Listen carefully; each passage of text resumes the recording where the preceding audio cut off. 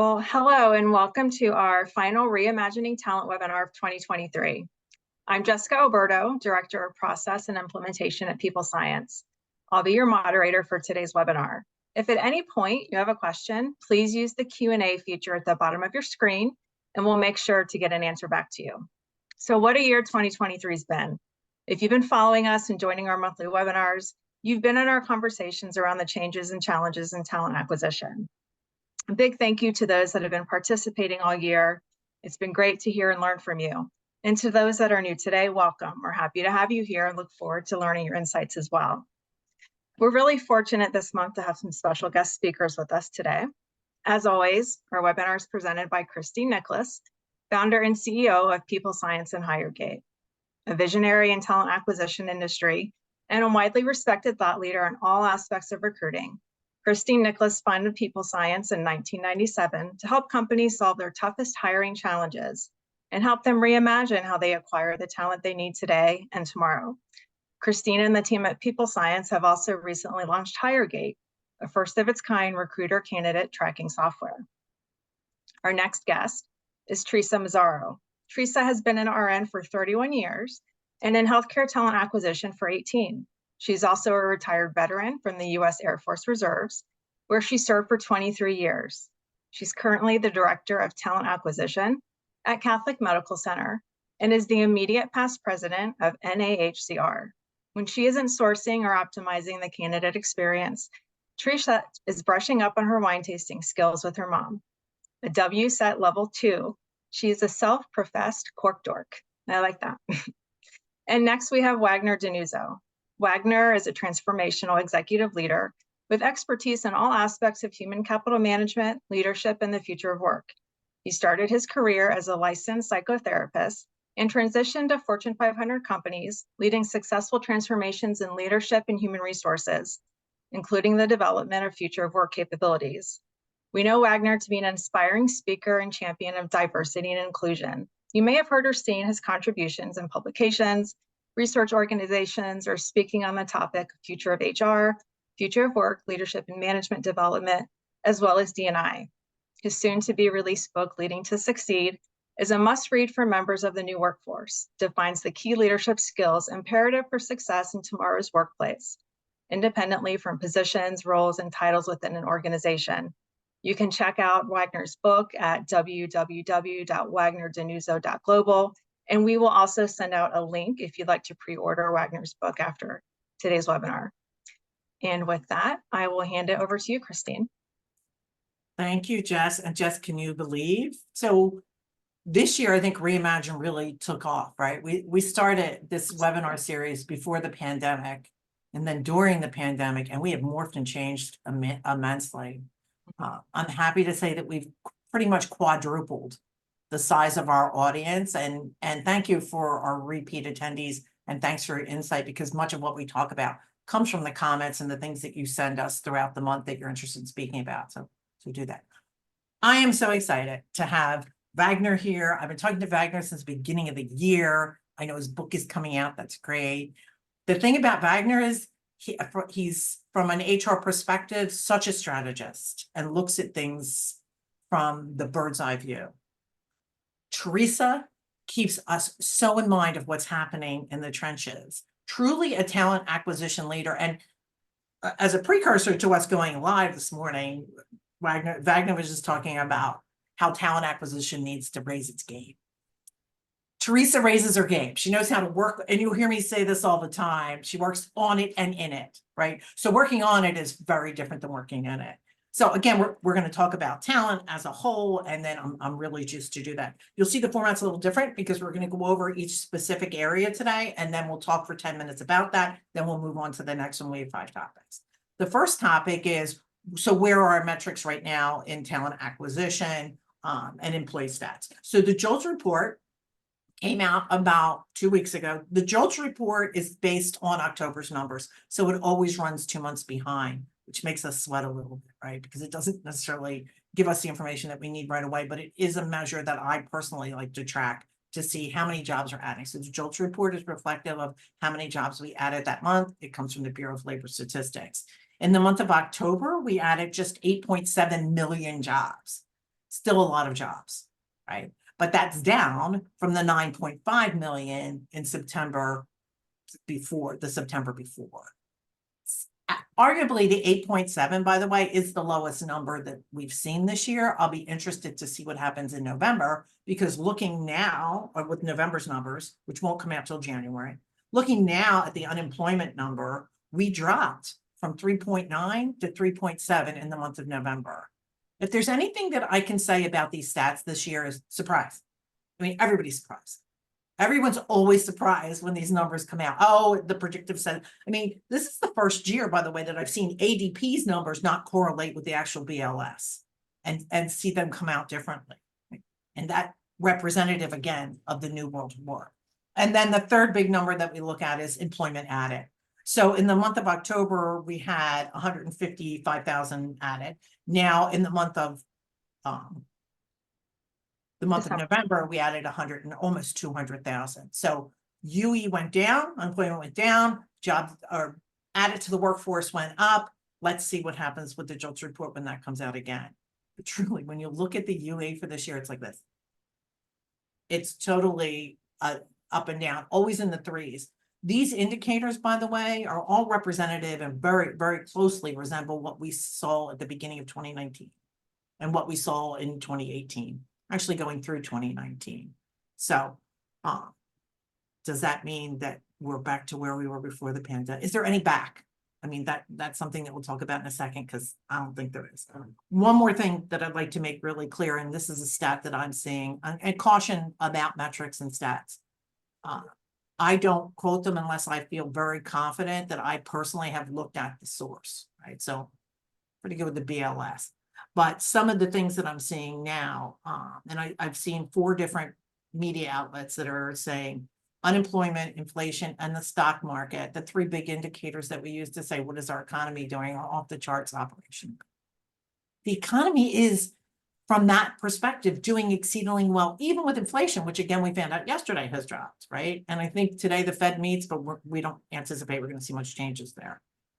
Yet, the polls, and arguably they are political polls, especially going into a presidential year, 23% of the population believe the country is not headed in the right direction. 40% of people think there are not enough jobs. 40% in these polls, and these are voters. Lisa Miser, who's a senior tech recruiter that I've known for years and a leader, and she's spent her last like 7 years in startups. And I was asking her for her look back this year, and she's gone ahead and reimagined her own career. Theresa, interesting. She's been in tech for many years. She's now in high level healthcare. So I kind of picture she's hiding it out here until she sees what happens with the tech startup world.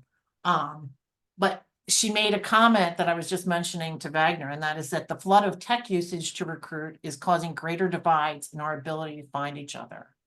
And I think it's those divides that make that 40% say there's no jobs. So with that, comments. What do you think about those comments that they're making? You know what? I'm happy to jump in here and say, for any of you 40% are watching out there, it's amazing to me that from every level within every position in our hospital.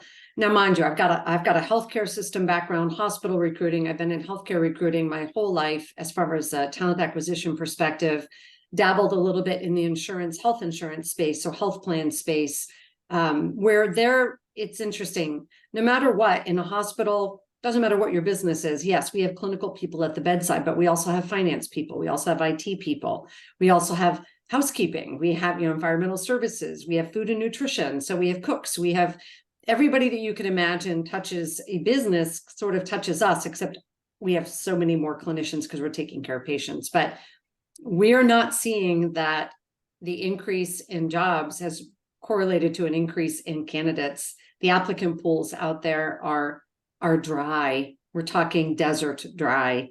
And then when you have something like oh, by the way, this practice is leaving and they're no longer going to provide your services because they're going to go off and do something else. And all of a sudden you're like, I need 17, let me give you, 17 to 20 physicians, CRNAs, advanced practice providers, or nurses, or CT techs. You fill in the blank for any of those professional level healthcare jobs. And then you look around at what's in the market in your region. Then you take it broader to the whole United States. Then let's take it to outside of the United States to other countries. If you can actually import talent with whatever the restrictions are with regard to visas, it is scary. It's scary out there. It is scary out there when you have to cancel procedures, or if you have to, and I'm speaking in general here, if you have to cancel a procedure or prioritize a surgery based upon a need, or if you can't, figure out and close out your payroll. I'm making things up here, but it's just, you see it. Like if you can't do your job, that has a downstream effect. Think about the people that are waiting for the surgeries. Think about the people, and it's not just at your facility, it could be at any facility. So if you think about whatever that product is that you deliver in your organization, and if you can't deliver it because you don't have the talent, you have to dig deep and figure out, well, how do we fix this, right? Do we build it? Do we grow our own? Do we buy it? Do we import it? What do we do? Whose responsibility is that, Theresa? Which part? Question to you back. Who is supposed to fix this? Who is going to fix this? I think that it's a matter of a partnership. I think talent acquisition, if you're not sitting at the table as a talent acquisition leader, or your VP or CHRO who you report into, if you report into a CHRO, if they're not at the table with the C-suite having these workforce planning conversations, these honest to goodness, sit down, let's talk about the real state that we're in, then you need to demand a seat at that table. You need to talk about, we can hire 50, but if you lose 60, what did we just do? Right. Right. So, question two. Wagner, big picture on this before we run out of time. Just quickly. You know what I was thinking? We need to think about the context in which this is happening, because the burnout in healthcare, we've known this for probably 5 years now, that burnout was growing in the healthcare industry. We know the shortage of nurses. Josh Burson just announced that in his study, right? He started talking about using AI to promote the idea that maybe we shouldn't increase the supply of nurses, but increase the capabilities of AI and other staff to do the work that sometimes nurses do. They're not up to their license. It's like moving up the ladder and make sure that nurses have the role that only nurses can do. So that is helping a little bit. But I think with the context of the last 5 years, some industries are hurting. Some actually are promoting the idea that they don't need talent anymore. Like looking at all the layoffs. What I'm trying to say is that collectively, what we absorb in fear is what we hear in the media. And what we hear is that everybody's laying off people. And what I hear is that especially white collar people are having a hard time finding jobs because companies are decreasing the layers, increasing AI, increasing the efficiencies. Was the year of efficiency. If you want to summarize 2023, for organizations was the year of efficiencies. And that does not read well for the public that's looking at this and saying, there is no option, there is no access, there is no jobs. I think that's what's happening. So, that's a really good question. And I was going to talk about that in AI. And the McKinsey report that came out actually talks about, I think that's the one that shows a good graph on burnout and where employees are in a burnout situation. What we're not seeing from a talent acquisition perspective is that gap closing though. And a lot of times when we'll post, especially a video talking about the JOLTS report or something, people will say, well, there's no jobs for me. Those aren't the good jobs kind of thing. That's not the case. In my experience, it's the disconnect, going back to the statement that Theresa made, certainly a significant part of that is the sophistication of talent acquisition within that ecosystem. Understanding and putting genius behind talent ac. And it's not that difficult.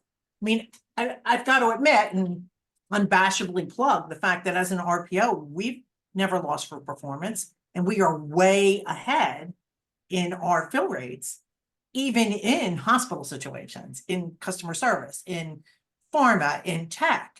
And that's because we're compensated to do it the right way and get it done, right? So where there's a will, there's a way. I know, Jess, don't get mad. Keeping you on time. Okay. Our next category, and any comments, we'd love to hear. Our next category is work from home, hybrid, and remote work.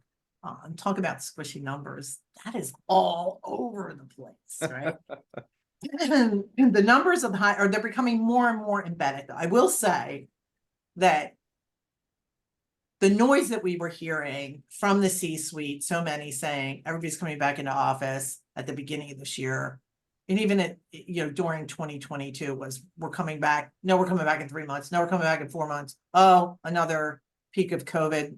Now we're going to wait another 4 months. I think now the rubber is really starting to meet the road. And in 2023, I think we saw a lot of people say, I'm staking my claim. We are going to do hybrid. We're not going to do a lot of remote. And this is the percentage of people that we went in-house. We also saw the rise of this new term. I love this term, Theresa, deskless worker, right? Which is knowledge workers and retail workers and service workers across the board are deskless workers that don't have that option, right? But if we take a look at those who do, I'm seeing a lot of knees buckling. So a proclamation will come out. You've got to be here 3 days a week. I was actually in a situation this year where I was at a client site, big building. The assistant who took me upstairs, I said to her, how many days are you here? Because they had a mandate for 3 days a week. And she said, well, really just one. I'm like, oh, I thought you're supposed to be here 3. She goes, nobody notices. And, I've been trying to get information from commercial real estate, and they're making proclamations like we're at 70% capacity. Yet I go to, I'd like, how are they even counting that metric? What does that mean? You're 70% is being paid for, or 70% our desks are there, but people aren't there. I don't think we've seen the end of this in 2023. I think it's still a lot of movement. What do you guys think? Again, I think about, do you own the building? Do you lease the building? Are people obligated to be in the building because it's still being leased? So there's a little bit of a corporate push that, hey, if we bought it or we're leasing it, we need to make use of this. I know when I was with the health plan that I was with previously, we are in the office. We were in the office 1 day a week. We called it a collaboration day. And we actually mandated it to be a specific day, because there was nothing worse than in the beginning, you come in and what are you doing to meet with your managers? You're on a Zoom call. And if you're supposed to be in the office interacting with each other, you need to get out of the office and go interact with each other, right? My team now works 2 days a week in the office. And it's kind of funny. It makes me smile. Talent acquisition in the healthcare space, typically, and it could be anywhere, I guess, they're not usually sitting in the hospital where their managers are. They're usually offsite. It could be 6 miles down the road. It could be across the street. But I always love when they're like, we need to be in the office so we could get on a Zoom call with the person 6 miles down the road, or get in a car and have to drive, or cross the street, or whatever your situation is. But like, my team's really awesome about, if we're going to be in the office these 2 days a week, this is when we're going to go meet with our managers. This is when we schedule our appointments with them, have the face-to-face, and get all of that work done. I actually try to have our meetings that we have as a collective group, and when I do my one-to-ones, I have them on the days that they're working remote, because the in-office space is usually cube land. Now, you're trying to talk to candidates, you're trying to talk to managers, and you're in a cube space. It's noisy and it's distracting, versus at home, you could tuck away in your office space. We always make sure everybody's got a good office set up. So, it's a push-pull of, we want to see you, but at the same time, it's not exactly like we're sitting across from you in the same building, because more often than not, we're not, right? So it has to be meaningful. If you're going to have a collaboration, it needs to be meaningful. And at the health plan, we had everybody come in on Wednesdays. We would have our managers meetings on Wednesday, so everybody could get in together. And I just think it's funny. I think you see people in meetings now, everybody's wearing a mask because tis the season of respiratory viruses. And so now everybody's a little bit more paranoid about being in a big space together. But anyway, Wagner, you go ahead. Well, my point of view, I've been talking to a lot of companies, a lot of clients, a lot of people that are working corporate. I think it depends on the environment and the type of organization too, because in global enterprise, it's not working. You cannot even pretend that it's better to be collocated because your teams are all over the world. Cross-functional teams are going to lead next year. I don't think you're going to see intact teams being the unit of value. The unit of value for an organization is finding the skills where they are and collaborating asynchronously or digitally. There's no other way around it. I think, and the other thing is, I wrote the book about for the Gen Z specifically, because Gen Z is very discerning. Don't underestimate the intelligence of your employees. When you say that it's better to be collocated for collaboration, those are C-level executives who never see the people below them. Then they have to fight for relevance. And I think that's what we are seeing. People are used to the old ways. I see myself as a powerful executive by walking around and people being, respectful of my presence. And I think that's ending very quickly. So my idea is, can we be employee-centric to the extent that doesn't interfere with our mission? Because there are some days that you need sprints. Sprints will continue to happen. Sprints to design a new product, to accelerate the development of a new product. Teams are going to come from everywhere. So are you hearing anything, Wagner, about productivity versus, from in-house versus hybrid versus remote? Because I've seen some numbers saying that the expectation is you're coming back in-house because you're more productive and revenue is great. Generated. And to be honest, look, we can't deny realities because these people are putting numbers out. They are not maliciously lying. They're not lying. What they are saying is, for this type of industry, co-location is going to be good. Think about this, because things are changing very quickly. They have to develop products very quickly, and AI is interfering with that because now AI is a virtual thing, but you need to be collocated to do prototypes and MVPs and all this. So I do believe there is more productivity in person when you are accelerating growth. But for most companies, they are just keeping the doors open. That's not true, because people can be much more satisfied and more productive at home when they know there is no urgency in getting together to develop a new product. We need to be discerning about this. And I think we're going to see exactly what you said. It's going to be all over the place next year, but you're going to see the companies that are going to win are the companies that are totally flexible. Adaptability and flexibility is going to be winning. Do either of you know an internal mechanism or a software that helps measure employee sentiment and their productivity?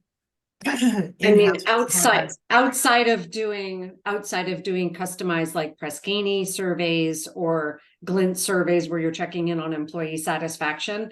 So when we've got, for instance, like on the health plan side of things, again, it's a largely remote workforce. But one of the things that I think is on the company, and it is the responsibility of the company, we can't just make assumptions or presumptions along the way, is that if you've got somebody who's got, let's say, a customer service role, and they're going to be on the phone and on the internet all day long, they need to have a quiet workspace and they need to have internet.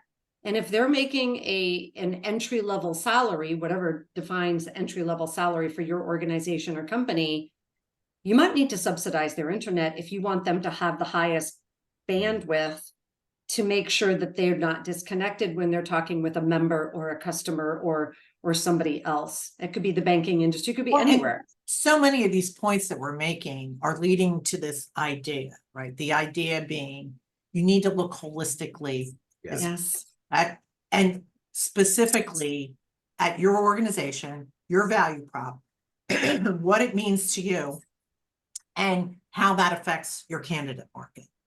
Yeah. And when you look at those things, so for example, we collect decline reasons. You know what, Jess? We should publicize decline reasons for declining because of location or hybrid, or Mhm. let's collectively put those together, because we That can would do, be good. we collect those decline reasons. So if you know that people are saying, 60% of your people are saying, or let's, realistically, 30% of your candidates are saying they'd rather work a hybrid model, you can translate that into dollars. And then you can say, if we fund their internet, it's going to cost us less than if we compensate them because they want to be compensated for their travel now. Have you seen that? People that have, okay, I'm going to come in 2 days, you're going to compensate me for my travel. Okay, Jess is yelling at us, so we got to move on.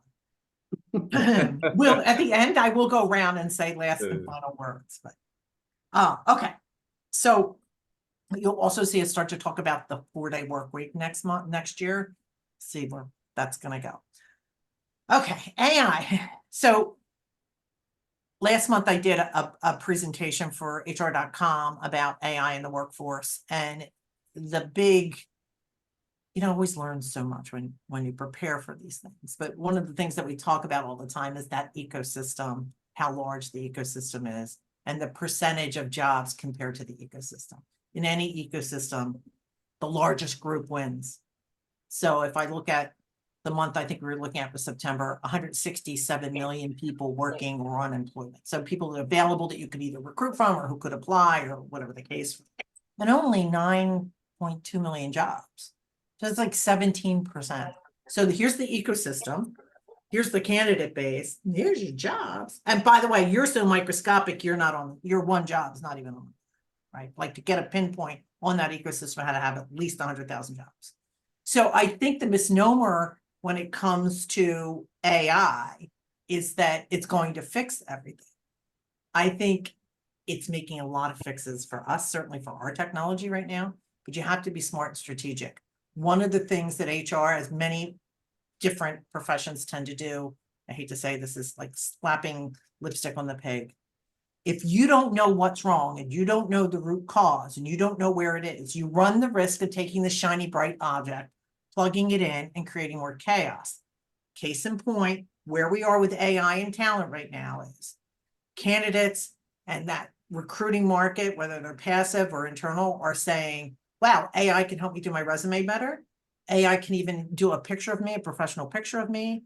And AI can circulate my resume to a mass amount of people that I don't even know where my resume is going. So I can plug this in, and for $99 a month, it's going to circulate my resume to all these different positions. We got a warning about that when we were talking to Maury from Spark Hire. She said, that's going to be an issue, right? So on Wednesday before Thanksgiving, our team posted a position for a recruiter. And by Friday, we had over 500 applicants. 500 out. How many of those do you think even know that they applied? Not many. And especially Gen Z is jumping. So my point is that's happening, right? And what are we doing in HR? HR is saying, let me use AI to increase my diversity base. Let me use it to better assess my incoming candidates and see if it's a fit. So we're, HR is saying, let's use AI for a better fit. The candidate is saying, let me make myself look better. I mean, how is it? The only connection is that everybody wants the process to be streamlined. Yeah. I'm going to throw out there from just literally because hot off the press yesterday for me, this is a shout out to my friend Wallace Fontenot from HR Maximizer. I sat in on a RACR webinar. It was our last one of the year, and healthcare recruitment, we might not exactly be called cutting edge. I'm just going to say globally that we might be a little bit behind the times. I can remember when QR codes were already a thing, and I can remember somebody showed up at a career fair with a CD because they thought that was cool. I was just like, you're 5 years too late on that one. So we might be a little bit behind these things. Now, during this webinar yesterday, I literally was like on my computer, but on my iPad over here doing ChatGPT, using Claude AI, using, looking at Otter AI, looking at all of these capabilities. And we're in the middle of doing a massive hire for particular skill set that we're looking for, a particular position. And I took my posting, which came from a very painful intake session. It was like not painful because it was painful. It's just, you're trying to pull IT, like what's important? What do we put out there? How do we personalize this?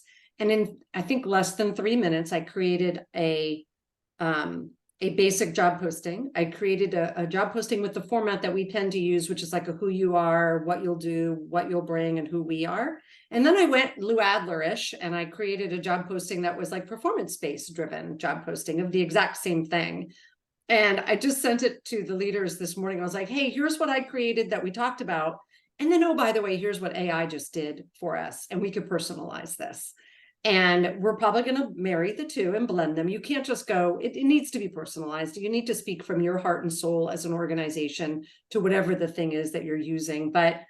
And then the idea that, oh, wait, I can actually record my intake session with my manager and then use like a Whisper or an Otter AI for the recording, and I can create the posting from there. And then I could use, you were talking about matching candidates, right? Like I could use, what is that called? I wrote it down, hang on. Oh, like Prompt Perfect. So to help you do matching of skills and looking at all of those candidates. So that to me, like my TA team, they're going to have fun next week because we're going to have a whole session on this. And I think it's going to make some of them really happy because they struggle with the creativity piece of it. The creativity piece for me flows right out of me. It's just, I love it. I love the recruitment marketing aspect about creating a job posting, but to take AI to create a job posting and then my creative genius or prowess, whatever we're going to call it, well, it's going to be fantastic. And it's half the time. So I'm excited. I mean, I think there's opportunity. The thing that you guys experience, that makes me cringe. Yeah. You're muted, Christine.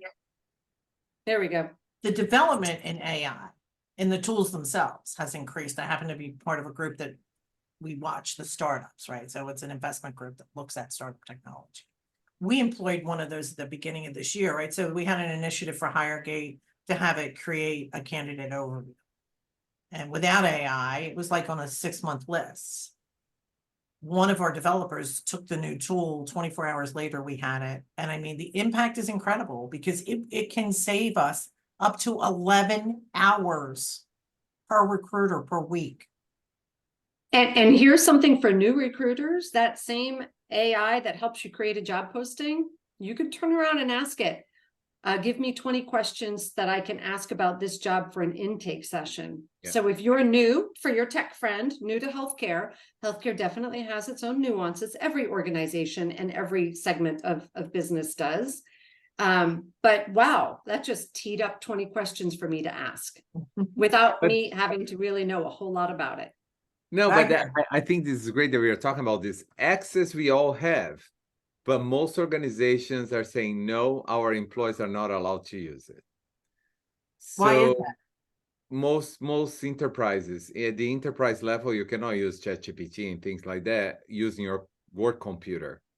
Very rarely. Microsoft, of course, but most enterprises are not allowing you to do this, or they allow with a very small group of people.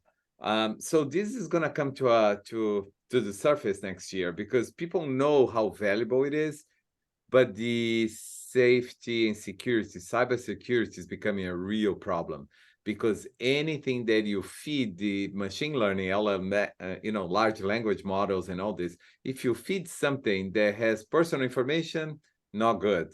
If you feed something that's IP for your company, not good. So it's very hard for companies to control that. They don't have that control yet. So they're saying no ChatGPT in this environment. So we need to deal with that next year. But you know what? I was just thinking in the last 30 minutes here, 30 seconds. One of the problems with recruiting for the future is that employees are more savvy. And candidates, yes, you start the candidate polling with a great experience.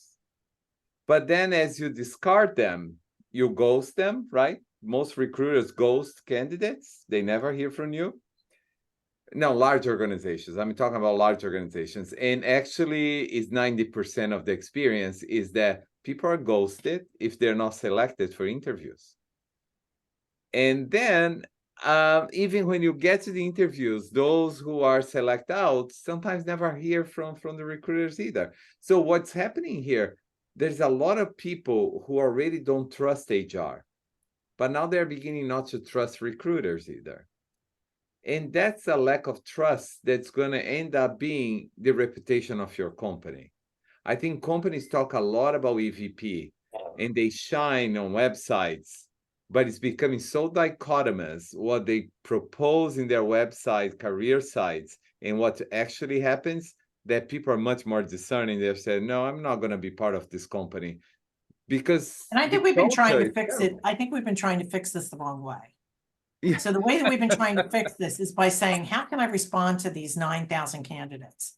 Instead of saying, how do I make sure I don't have 9,000 Yes. candidates? Yes, And yes. that's Well, sophisticated talent acquisition. So Exactly. when you take, and what we're seeing now and what's been the most successful for us is knowing your EVP, focusing on your EVP, sourcing for your EVP, advertising to your EVP, putting those two buckets together, then adding your referrals and also adding your internals.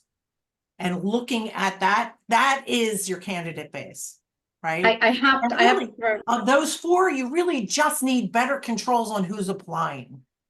right. And in order to filter out, this is what Jess was telling me yesterday, Justin and our director of recruitment, sorry, Jess, we're saying in order to do that, what we just need to ask simple questions, right? And that'll start to filter out some of these AI until AI catches up with that.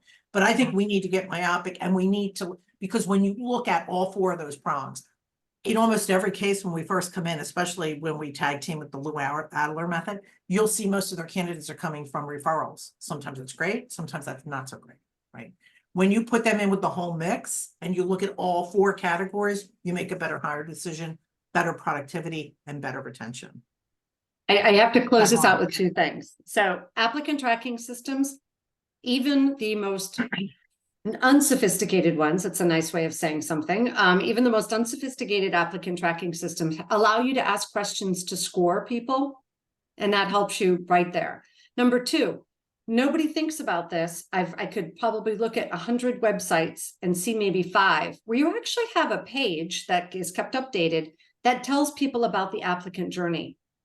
Here's what happens when you apply. Hey, check your spam folder, because you know what? Sometimes those emails that are automatically dispositioned or even manually sent from your ATS go to your spam. So you think you've been ghosted, but you really haven't. We've been trying to reach people to get a phone call scheduled, and it disappears in their spam. So if you redirect them on the front page during your application, check this page out. Here's what's going to happen. But then you have to hold your people accountable to making that happen.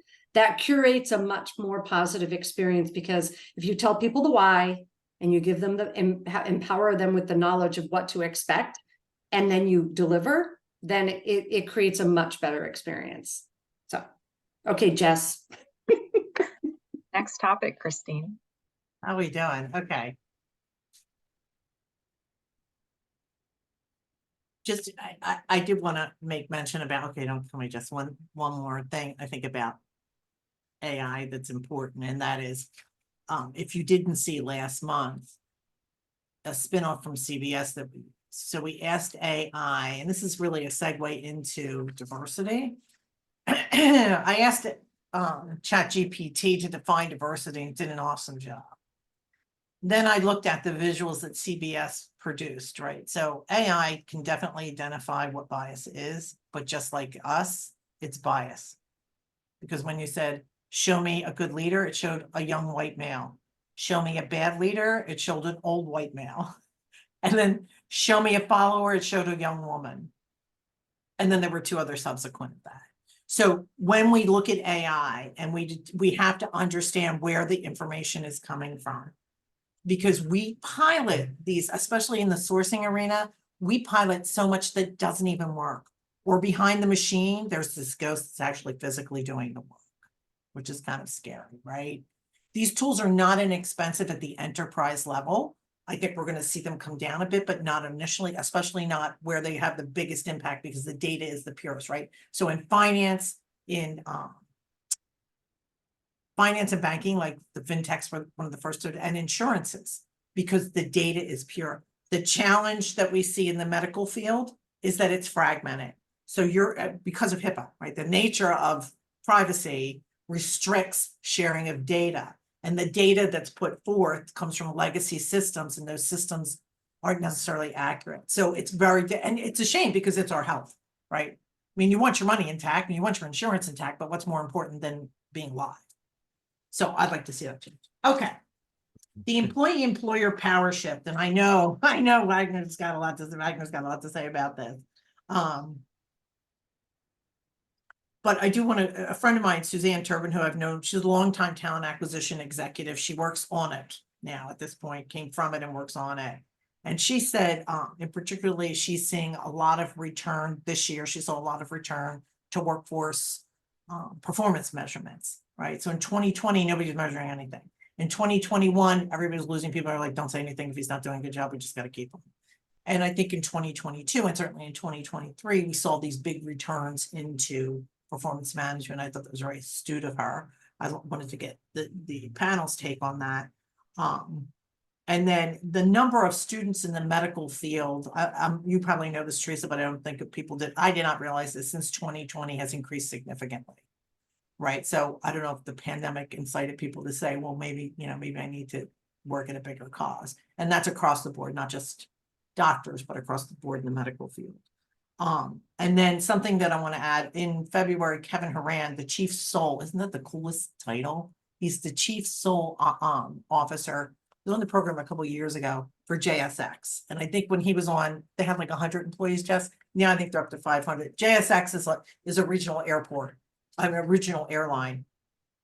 So they're in a very competitive, but he's going to talk about how he was able to see in real time his employee engagement dropping and dropping and dropping and dropping. He was able to identify why it was dropping, and he was able to change that all this year. Right. So we look at our organizations like, oh, we're in year 3 of doing a study of employee engagement. And here he was able to do it very quickly. He'll be on in March. But I think that was a critical issue. And I think when we look at how nimble some smaller organizations are, that's allowing them, and certainly in the tech sector, tech candidates are more attractive at this point to smaller mid-sized organizations for that reason. So with that, I'm going to take my hands off. You guys are in the seat and tell me about where do you think this shift in power is going? I have to mention one research from the Pew Research Institute. I was talking to CHROs a few months ago, and the Pew research shows that nothing changed for the last 10, 20 years. Here we are discussing the same topics that we've been discussing for 10 years. Now we add AI, but that's another thing. Because the Pew show, I saw this chart, I said, is it possible? Because we talk about performance management being the best way to keep up a high performance culture, and you weed out the people who are low performers. First of all, I'm still to see a company that has consistent methodology to weed out low performers. I haven't seen it. They lay off people instead. Nobody gets fired for performance. They are laid off.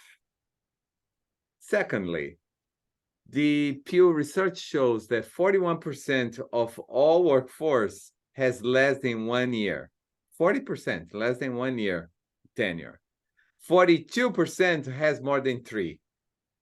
And the rest is like in between. But it didn't change from the last 20 years. When you see the chart, it says, how can that be? It's exactly the same dynamics. Nothing's changing. People continue to attrit. Attrition is an average of 10, 12% in some industries, 20% in others. Customer service, 35%. Nothing changed. Why do we try to change pretending that we are going to apply performance management process, programs, and policies to effectively change what hasn't changed for 20 years? So what I'm saying is HR has to mature, because the low value work focusing on performance management that everybody hates, focus on things that are process oriented just for the completion and compliance, is no longer creating value. That's why HR is very close and at risk of not being at the table with the business growth strategies if we don't open the talent pools, if we don't open our mindsets to helping the business create the right teams for the right missions, and irrespective of full-time employees or if it's contractors, because I think the future is blended workforce. And I think that's what we should focus on. What are the skills, what are the capabilities, and how can we make teams effective? Instead of trying to pull this performance management as a as a solution is never going to be a solution. In fact, it's taking capacity out of the HR folks who could be doing added value. For example, org design has to change now with AI. Work design has to change because the roles don't match what people do anymore. So why don't we elevate the value of HR to focus on organizational capabilities, organizational design, work design, and the employee experience is an outcome, not a program. So I think we are just misled by what's important. I think it's because HR people and business leaders focus on what's trending. You know, the shiny new object that you said. I think people go, telemarketplace is a great example. I love them, but they are losing value because we don't know what skills ontology is, as opposed to the taxonomy that we use for our job descriptions and job architecture. So it's becoming confusing to people to understand where to go, why, and why the recommendations don't match anything that they desire. It's not the tool, it's how we are using the tool that's very misguided. And let's not, oh no, that's all you have to say. Let's not forget too, sometimes, or not sometimes, I see it more often than not, especially across healthcare systems, but in my space, where people tie performance to their merit.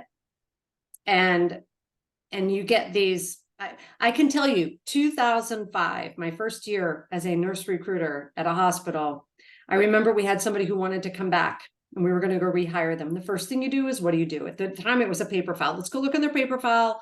Wow, their performance appraisals, straight fives. They were the best they could be, 5 stars. Oh, fantastic. Never had been written up. You go to the hiring manager. Hey, so-and-so wants to come back. No, I'm not going to bring them back. I would not want them back on my team. Absolutely not. 100% not. Okay, hiring manager, could you please explain to me how I'm going to stand up in a court of law if I get deposed? Because this person could file a lawsuit. We won't hire them back. They had straight 5s on their performance appraisals.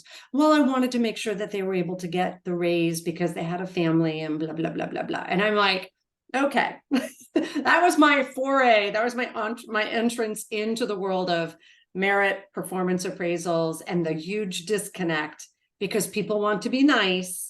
Because even though I don't like you as a person who works for me, you're not a very good worker, but I know you still have bills to pay and I'm going to do everything I can to help you because I don't feel like we as an organization do whatever XYZ.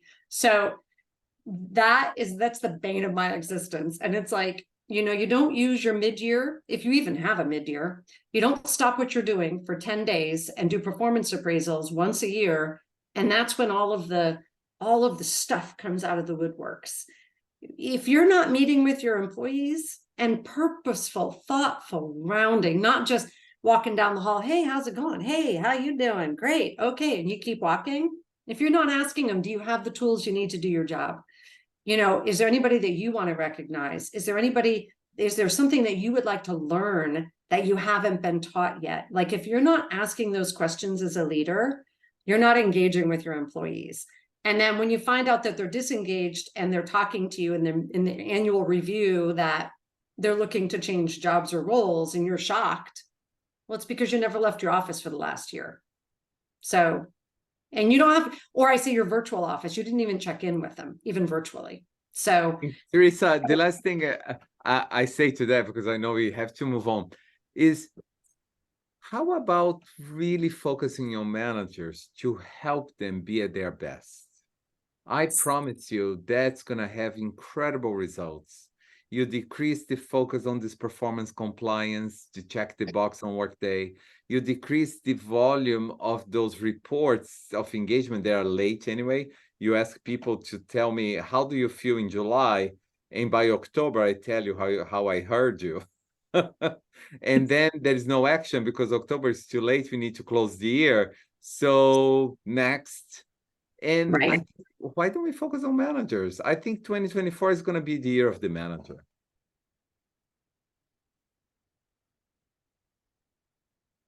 I think you clicked out, at least for me. What was that? You think 2024 is going to be the year for what? Of the manager. It will be. Well, I think before we get the managers involved, you know, one of the terms you keep using is HR needs to mature, talent acquisition needs to mature. I couldn't agree more. but how and when and where. I think so much as, and there's certainly structures, but wouldn't it be great if we could get that message through? And I think, you hear SHRM, you see these organizations, HR's got to get to the table. I am so tired of it. It's been so many years. And I just want to give you an example too. There's a hospital system that a friend of mine works at. And she was so frustrated because she said, they came out, this was last year, they were realizing they were starved for nurses, didn't want to do any more contractors. So they offered a $25,000 referral fee for everybody who referred a nurse. The nurses went up in arms and said, where's my 25,000? If you can give me 25,000 to recommend somebody, like, is anybody paying attention that all of these things are connected?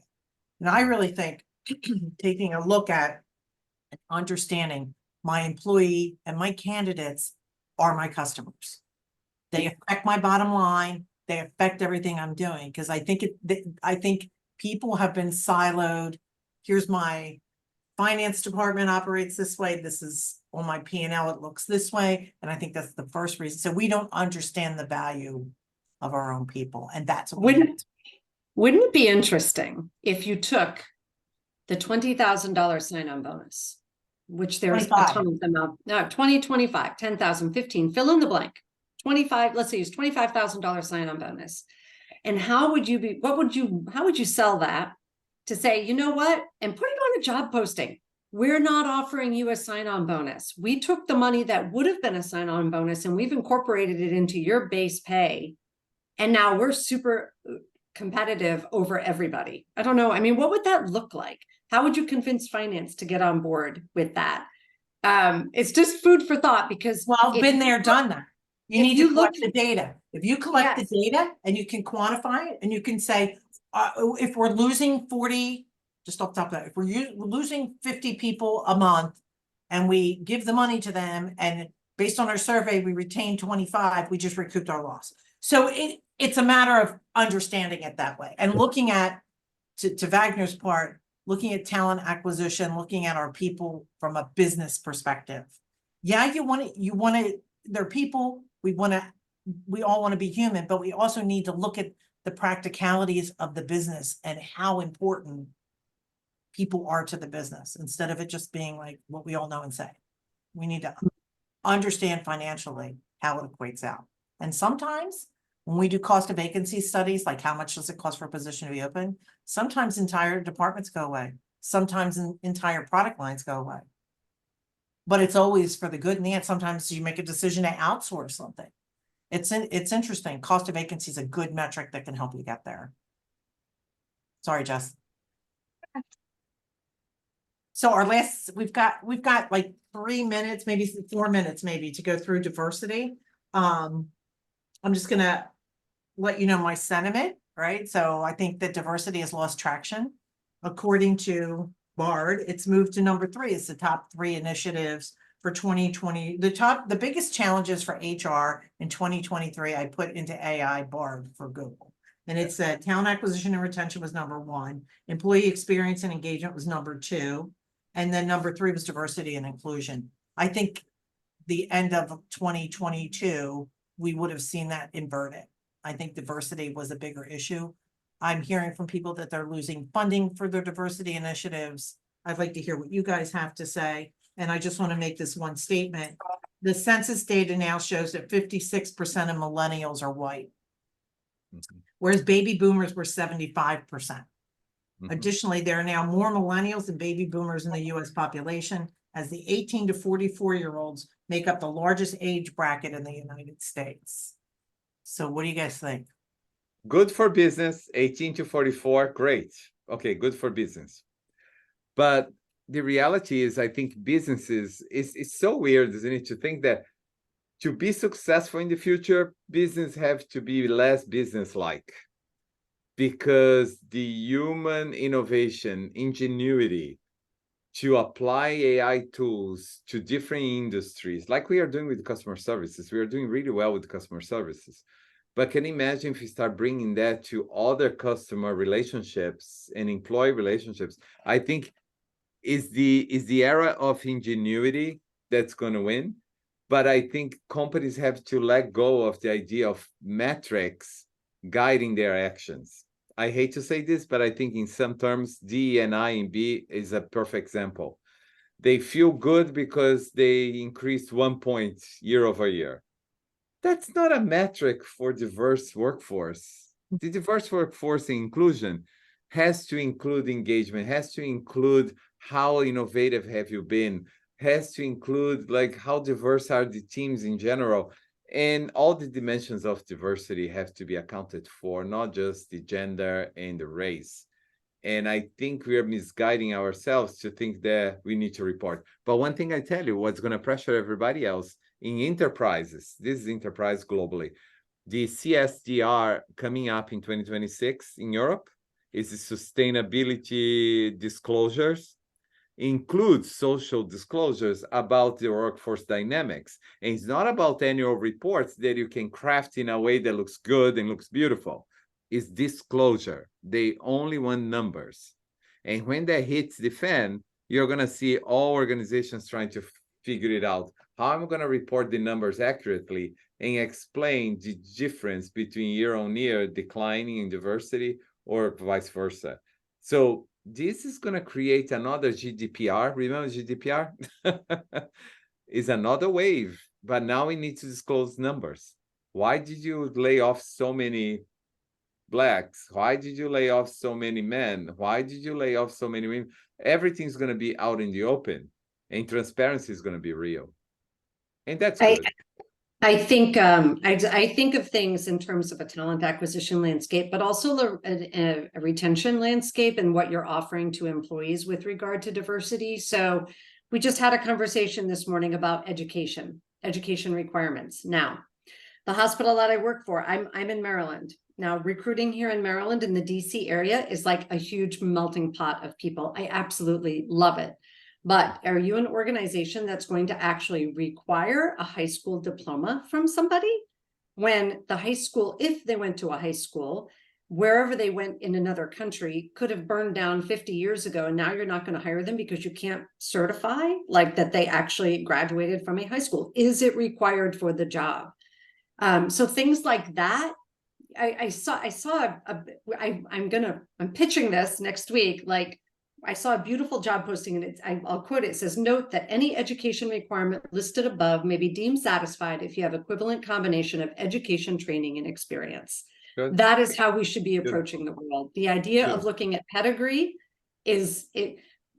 We should the people that are the scrappers, the ones that have the associate degree in nursing versus the bachelor's degree, and you're hiring for a magnet hospital. Well, for goodness sakes, give them the money to get their bachelor's degree once they get there. Yes. But that associate degree nurse probably worked 2 or 3 jobs sometimes to get themselves through school. I was one of them in 1992. I'm dating myself, but I worked 3 jobs to get myself through school. And I wasn't going to go for the bachelor's degree. I needed to make money sooner than later. I didn't have time to go do the 4-year program. So we're coming up on time. I know, but I really like ending this with scrappy. What was the other one? Scrappy. You gotta be a scrapper. You got to be a scrapper. And you know what? It's scrappy and grit going into 2024. There we go. Scrappy and gritty. With that, let's go around real quick. Final words. You only have a few seconds, so go ahead, Theresa. You know what? I think that the other thing people need to look at with the world of inclusion is benefits for everybody, regardless of your marital status. I think it's looking at benefits for all. Benefits for all, and employee resource groups to help support all. Love it. Wagner. You asked for one word, to me, is consciousness. I think we are seeing the signs of collective consciousness, because AI is not artificial, it's collective intelligence. So I think we are in the right trajectory to understand how our own consciousness can change the world. And I think it will. Did we answer the questions that were put in the box? You guys are great. Jess, anything in closing from Jess?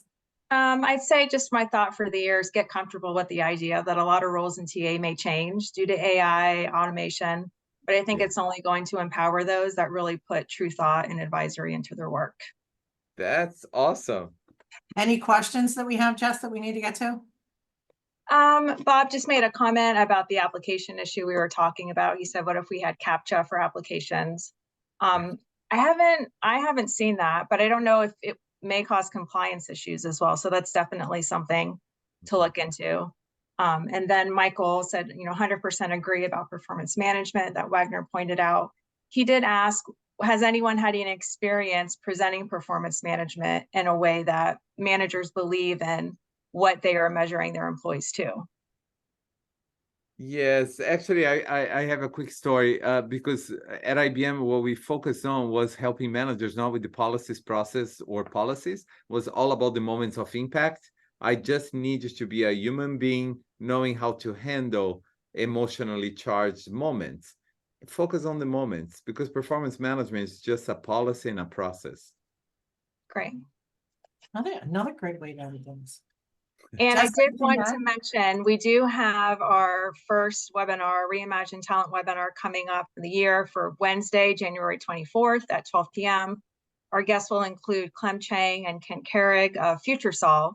They're from an organization that provides HR advisory services and integrated technology solutions. On that webinar, we'll be discussing the future of talent and how that affects HR for 2024. So keep an eye out for that announcement through our LinkedIn social media accounts, and we'll be sure to include a link to register in an email to you shortly. Wonderful. Two excellent people that have recently left in the seat. Ken, I met when he was CHRO at Comcast. I think he was with SunTrust before that, and something subsequent to that. And then Clem, who's got a long history in HR as well. Both the good predictors of future. So looking forward to seeing them. I'd like to wish all of our viewers, first off, namaste, gratitude for following, love your minds. What you have to say really resonates with us here at People Science, and I think with the whole audience. Thank you for a fantastic year. Looking forward to 2024. Everybody have a safe and happy holiday. Thank you, Wagner. Happy holidays. Thank you, Theresa. Yeah, Bye. thank you. Thank you. Bye.